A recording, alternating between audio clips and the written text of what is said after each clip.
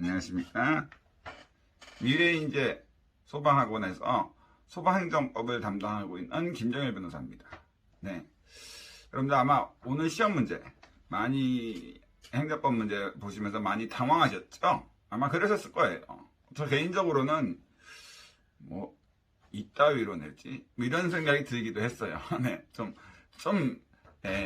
행정법을 오랫동안 공부하고 했던 사람으로서는 조금 이상한 문제들이 좀 있긴 했습니다. 물론 이제 뭐 정답 시비가 걸릴 만한 문제는 없었고요. 그러니까 문제가 좀 이상했다. 그러니까 작년에도 좀 이상한 지문 하나 있더니 올해도 좀 그런 것들이 있었습니다.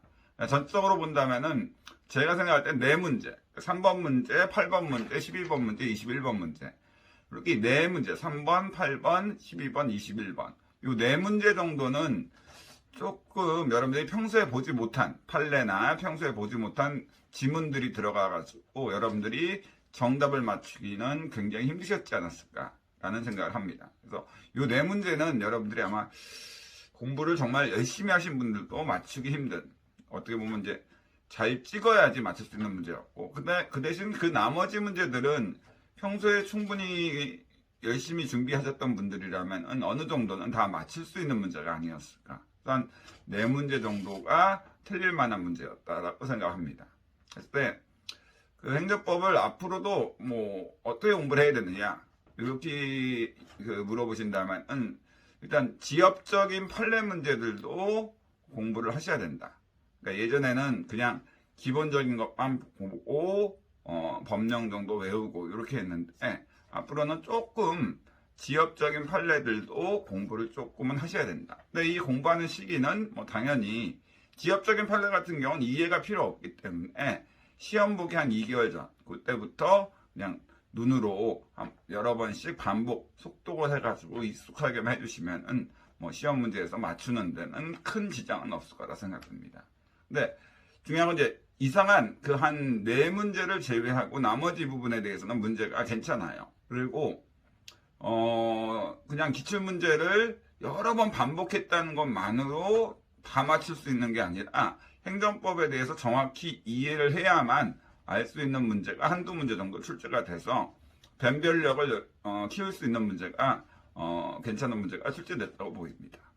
어쨌든 전체적으로는 조금은 아쉬운 점이 있긴 합니다만 네 문제 정도가 좀 너무 이상한 문제들이라고 생각이 들어서 그 외에는 뭐 문제나 이런 것이 내용도 좋고 여러 가지 의미가 있는 문제였다. 행정법에서 좀 중요한 쟁점들이 나온 것으로 보입니다. 그래서 실제로 이제 행정법 전체적으로 그 문항수를 비교해 보시면은 행정기본법, 이건 뭐 혼합 문제라고 해야 되는데 행정기본법에서 한 문제가 나왔고 행정법 통론, 뭐 서론이라고 하죠. 그래서 이 서론에서 한 3문제 정도가 나왔고 행정작용법에서 이제 가장 많이 10문제 정도가 나왔는데 행정행위 파트에서 한 6문제, 그다음에 행정입법 파트에서 1문제, 그다음에 사실행위 파트에서 1문제, 행정계획 이런 데서 1문제, 이런 식으로 해가지고 하여튼 총 10문제 정도가 나왔다라고 보시면 될 것 같습니다.